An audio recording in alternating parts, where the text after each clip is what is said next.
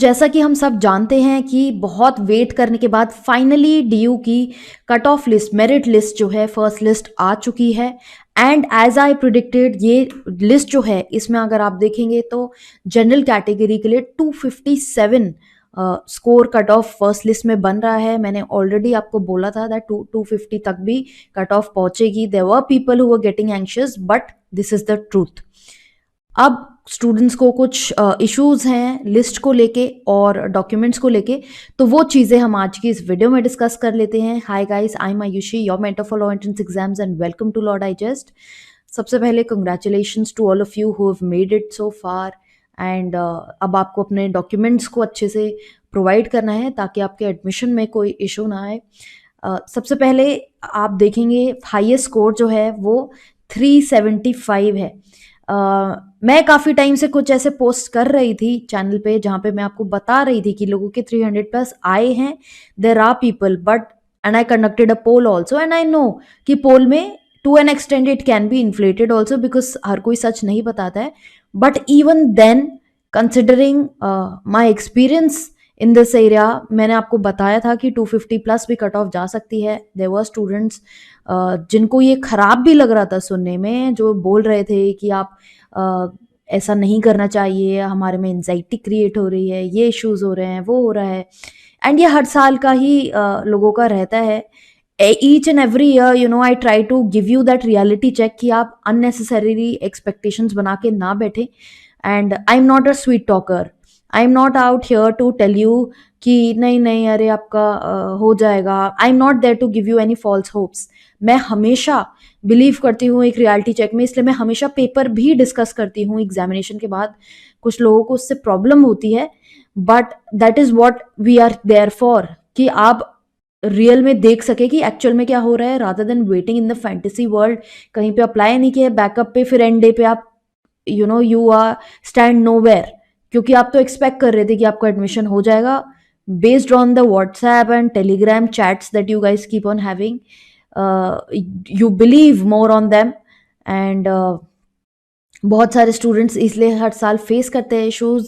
I am already teaching since such a long time, so it does matter. जो मैं देख रही हूँ वो शायद आप लोग ना देख पाए। एंड कुछ ऐसे स्टूडेंट्स होते हैं, इट्स वेरी अनोइंग, कि 1-2 साल के लिए आपने बस पढ़ा है एग्जामिनेशन के लिए, 1-2 साल प्रिपेयर किया है ना, आप खुद एक मेंटोर की तरह बिहेव करने लगते हैं कि आपको सब पता है। I would really say, students who've made so far, please, don't rely blindly on the words of people who claim to be mentors, right? And आप लॉफैक में भी जाएंगे, वहाँ पे भी ऐसे कुछ लोग आपको मिलेंगे जो आपको बोलेंगे कि अरे हमको तो बहुत पता है कॉलेज के बारे में, and this is how it works, this how it functions. ये आपके ऊपर है। मैं बार बार इस चीज़ को नहीं आपके लिए प्रूव कर सकती हूँ कि कौन सही बोल रहा है कौन गलत बोल रहा है। There are people who are there to misguide you. वो कॉल आपको लेना है क्लेवरली कि कौन आपको मिसगाइड कर रहा है और कौन आपको गाइड कर रहा है। एंड एटलीस्ट जो गाइड कर रहा है, have faith in that person rather than bringing those anxiety issues. अगर आपको इतनी प्रॉब्लम है तो फिर आप ऐसे वीडियोस मत देखिए जहाँ पे क्लियरली रियलिटी आपको बताई हुई है। That is what I wanted to say, because I know many people are disappointed. वो अपने फैंटेसी वर्ल्ड में थे कि उनका एडमिशन शायद हो जाएगा, डिस्पाइट द फैक्ट कि मैंने काफ़ी ऐसे पोस्ट डाले थे जहाँ पर मैंने आपको दिखाया था क्लियरली कि लोगों के हैं 300 प्लस। एंड ऐसा ज़रूरी नहीं है कि पूरा पोल झूठा हो सकता है। एंड आई टोल्ड यू कि इस ईयर कट ऑफ हाई जाएगा ही। So that is what we see. अब कुछ स्टूडेंट्स को ये इशू आ रहा है कि जैसे यहाँ पर 375 से स्टार्ट हो रहा है, then this list is ending at 257। Unreserve category का जो हमारा कट ऑफ बन रहा है वो 257 बन रहा है। बट देन जो लेटर ओबीसी के मार्क्स शुरू हो रहे हैं, वहां पर students are saying that how come they are starting from a higher number. अब यहाँ पर अनरिजर्व 257 पे एंड हो रही है फर्स्ट लिस्ट में। ओबीसी का एडमिशन लिस्ट स्टार्ट हो रही है 325 से। Now it is obvious that a person who is probably not from the general category, तो obviously उसका ऊपर वाली लिस्ट में नाम नहीं आ रहा है। बट ये तो ज़रूरी, ये तो हो सकता है कि उसके मार्क्स 300 प्लस आए, 280s में आए। इतने सारे मेरे स्टूडेंट्स की मैंने आपको दिखाए थे स्क्रीनशॉट्स की कैटेगरी वाइज जो लोग कैटेगरी में भी बिलोंग करते हैं उनके भी अच्छे स्कोर्स आ रहे हैं। तो इसका मतलब ये नहीं है कि उनका स्कोर 325 से ओबीसी लिस्ट स्टार्ट नहीं हो सकती है, it very much can. So there is no doubt about it कि इनका ये जो कैंडिडेट हैं कि इनकी 325 स्कोर आया है, डजेंट मीन कि वो कैटेगरी से हैं तो उनका इतना अच्छा स्कोर नहीं आ सकता है।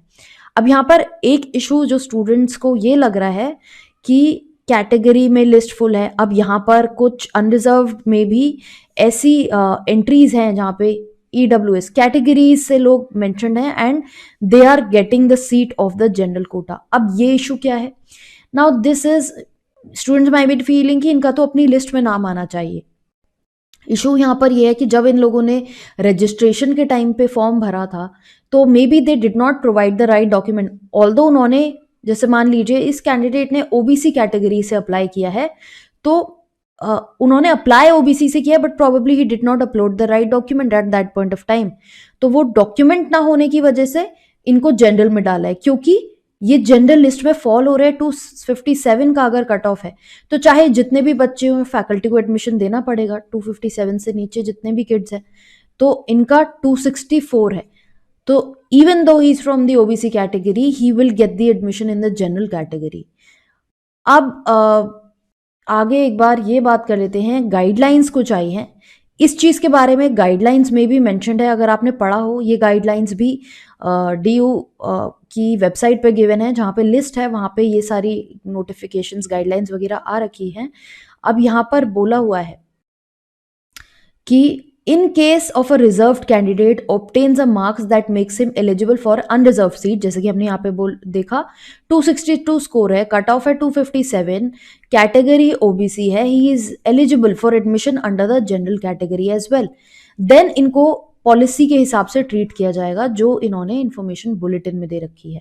अब इस पॉलिसी में इन्होंने ये बोला हुआ है कि रिजर्व कैटेगरी जो स्टूडेंट्स हैं अगर उनको अपना जो एडमिशन है, जिनको अनरिजर्व कैटेगरी में डाला गया है, जैसे कि इस कैंडिडेट की हम बात कर रहे थे, तो रिजर्व कैटेगरी सर्टिफिकेट प्रूफ करना उनकी रिस्पॉन्सिबिलिटी है। वो सर्टिफिकेट अगर वो दे देते हैं तो उनको रिजर्व कैटेगरी में शिफ्ट कर दिया जाएगा, which makes sense for both the sides. See guys, अगर आपका रिजर्व कैटेगरी में स्कोर आ रहा है एंड आपने डॉक्यूमेंट्स नहीं दिए बट आपके पास डॉक्यूमेंट्स हैं, you can get them made, then please do so. First thing, आपके बेनिफिट की बात यह है कि जो भी आपके रिस्पेक्टिव कैटेगरी के जो बेनिफिट्स और इंटाइटलमेंट्स हैं, जो आपको कैटेगरी के बेनिफिट्स हैं, जैसे कि फीस में भी कंसेशन हो मिलेगा आपको अगर आप अपनी कैटेगरी से अप्लाई करेंगे रादर देन अनरिजर्व्ड। तो अपनी कैटेगरी से अप्लाई कीजिए, you know it also affects the unreserved students, उनकी seats unnecessarily they get occupied. तो बी काइंड एंड थोड़ा सा इसको वाइजली देखिए, आपको बेनिफिट भी तो मिलेगा ना अपनी कैटेगरी का। व्हाट बेनिफिट और what advantage will you derive of holding that unreserved seat, जिससे हाँ अनरिजर्व्ड वाले स्टूडेंट को जरूर कुछ ना कुछ डिसएडवांटेज होगा। तो प्लीज उनकी सीट्स ऑक्यूपाई मत कीजिए, अपनी कैटेगरी में एडमिशन लीजिए, अपने डॉक्यूमेंट्स को प्लीज सबमिट कीजिए। डॉक्यूमेंट सबमिशन की जैसे बात हो रही है, यहाँ पर इन्होंने बोला हुआ है जो आपको सेंटर कैटेगरी वगैरह अलॉट हुआ है ये on the basis of merit allot हुआ है। तो हो सकता है किसी को उनके चॉइस का सेंटर नहीं अलॉट हुआ है, ये मेरिट के बेसिस पे हुआ है।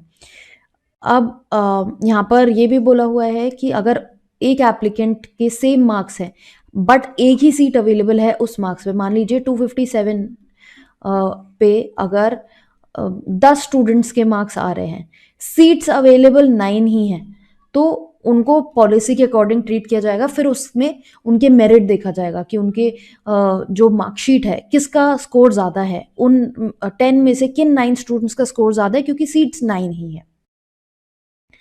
देन डॉक्यूमेंट्स क्या क्या आपको सबमिट करने हैं, scanned copy of the registration form, यानी जो आपका एप्लीकेशन फॉर्म है उसकी कॉपी सबमिट करनी है। Then photograph, signature, birth certificate, marksheet देनी है ऑफ द क्वालिफाइंग एग्जामिनेशन जिसमें आपके टोटल मार्क्स अवेलेबल हो। अगर आपके टोटल मार्क्स नहीं है तो प्रोविजनल सर्टिफिकेट भी होगा। अब मार्कशीट के अलावा प्रोविजनल सर्टिफिकेट लगेगा ही, because degree certificate is not marksheet, degree is different from marksheet, दोनों लगेंगे। एंड रिजर्व कैटेगरी से हैं तो आपको अपना सर्टिफिकेट दिखाना होगा इंक्लूडिंग रिलैक्सेशन ऑफ जो ओबीसी ईडब्ल्यूएस कैटेगरी से हैं उनको अपना करंट फाइनेंशियल ईयर का सर्टिफिकेट देना होगा। अंडरटेकिंग देनी होगी जहाँ एप्लीकेबल है, जहाँ आपका नहीं आया है सर्टिफिकेट या इशू है आप वहाँ पे अंडरटेकिंग देंगे।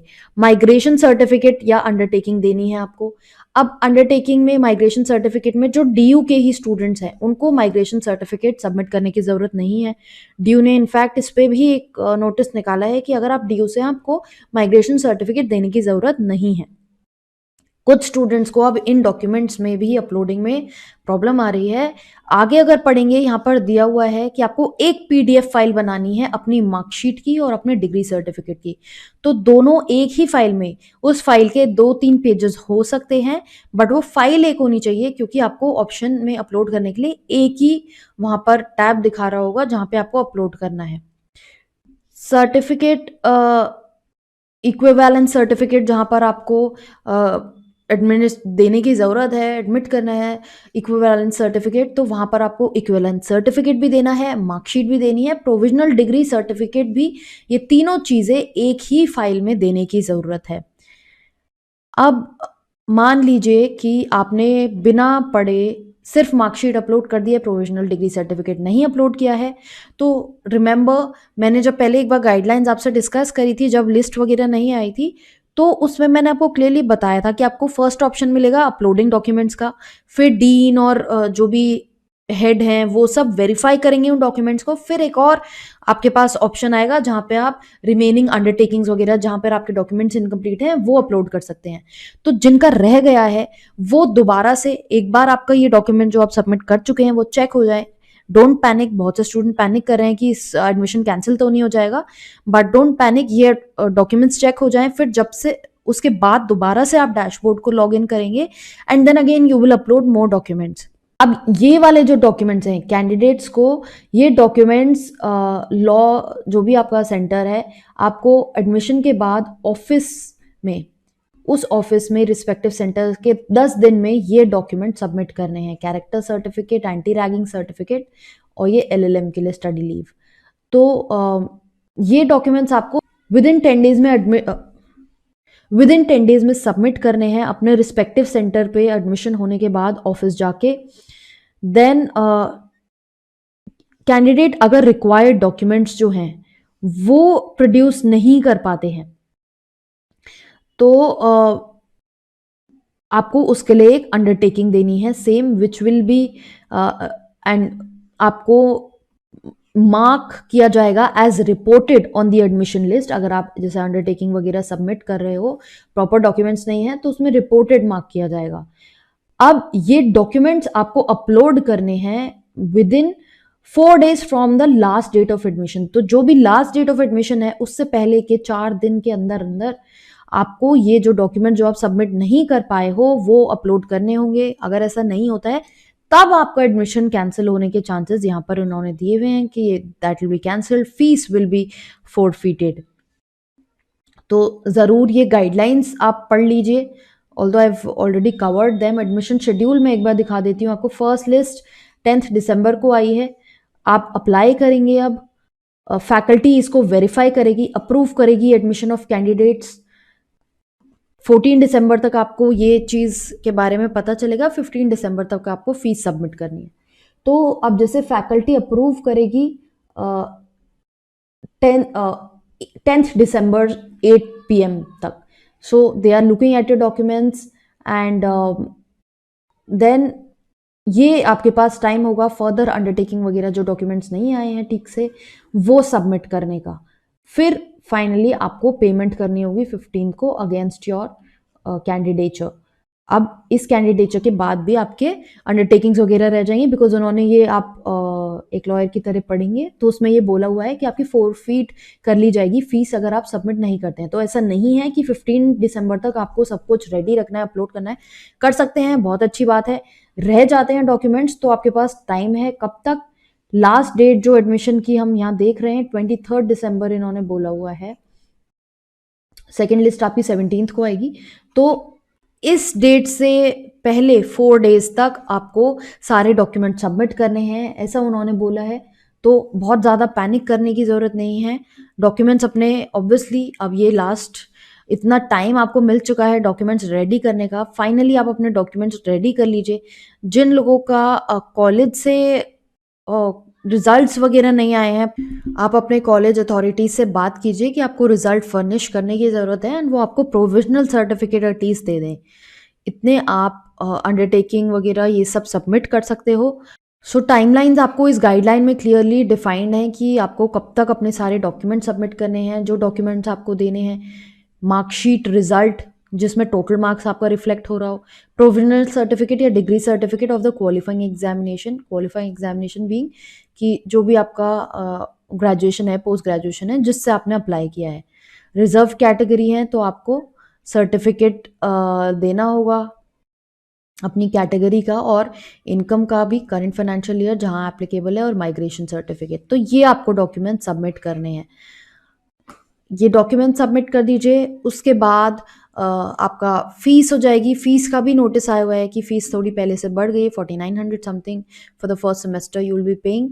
एंड बाकी लिस्ट में कुछ स्टूडेंट्स ये पूछ रहे हैं सेकंड लिस्ट में कितना स्कोर ड्रॉप हो सकता है, क्या हो सकता है। सी इट के not be very clearly predicted. मैंने पहले बोला था बहुत टाइट कंपटीशन है एज यू कैन सी। अब ये इन पे डिपेंड करता है, ये जो स्टूडेंट्स हैं जो अनरिजर्व में आ रहे हैं, they are from the reserve categories, कि ये लोग अपने डॉक्यूमेंट सबमिट कर पाते हैं ठीक से या नहीं। ये सबमिट करेंगे, यहाँ पे थोड़ी सी जगह बनेगी, तब जाके हमें जो है वो दूसरी लिस्ट देखने को मिल सकती है। जैसे 1170 पे आप देख रहे हैं सीरियल नंबर पे ये एडमिशन्स एंड है बिकॉज इतनी सीट्स अवेलेबल है। तो अगर लोग ऊपर से थोड़े शिफ्ट होते हैं तब जाके ये कट ऑफ जो है वो गिर सकती है और आपको आगे एडमिशन मिलने के चांस होते हैं, बिकॉज एक एक स्कोर पे बहुत सारे स्टूडेंट्स होते हैं। अब मान लीजिए 256 अगर कट ऑफ गिरती है, तो अगर उस पर 5 स्टूडेंट्स बैठे हैं, उतनी सीट नहीं है, तो हो सकता है कि 2-3 को एडमिशन मिले, क्योंकि फिर उसमें आपका टाई ब्रेकर होगा और आपके ग्रेजुएशन के मार्क्स देखे जाएंगे कि किसके मार्क्स ज़्यादा है। तो इस तरह से ये पूरा सिस्टम चलता है। स्कोर्स आप लोग सब लिस्ट में देख ही सकते हो। अनरिजर्व कैटेगरी के लिए 257 लास्ट स्कोर है, EWS 236, OBC 221, SC 185, ST 112। तो ये आपके लास्ट स्कोर्स जो हैं ये आपको स्क्रीन पे दिख रहे हैं। अब ये हो सकता है कि जो सेकंड लिस्ट आए, ज़रूरी नहीं है कि बहुत ज़्यादा जो स्कोर है वो फॉल डाउन करेगा। It really depends on the people कि who is able to make it, who is able to furnish right wrong documents. So that is all I had to share. All the very best to all of you. अब आप अपना documents वगैरह submit कीजिए जल्दी से। उसके बाद semester की तैयारी में लगना है, क्योंकि आपके अप्रैल में आई गेस ब्रेक हो जाएगा एंड आपके फिर एग्ज़ाम स्टार्ट हो जाएंगे। तो आपके पास थोड़ा कम टाइम है क्योंकि बहुत लेट एडमिशन्स हो रहे हैं। तो जल्दी से सेमेस्टर की तैयारी शुरू कर दीजिए। मेरी कुछ वीडियोस मैंने डाली थी सेमेस्टर एग्जामिनेशन पे, कैसे पढ़ना है, कैसे तैयारी करनी है, वो सीखना बहुत ज़रूरी है। And please stay away from people जो आपको मिसगाइड करें लॉ फैक्ट में या यूट्यूब पे। Keep following a channel for more such videos, ताकि आपको अपडेटेड रहें with legal career, with legal current affairs. Subscribe करें चैनल को और इंस्टाग्राम पे भी हमें ज़रूर फॉलो करें।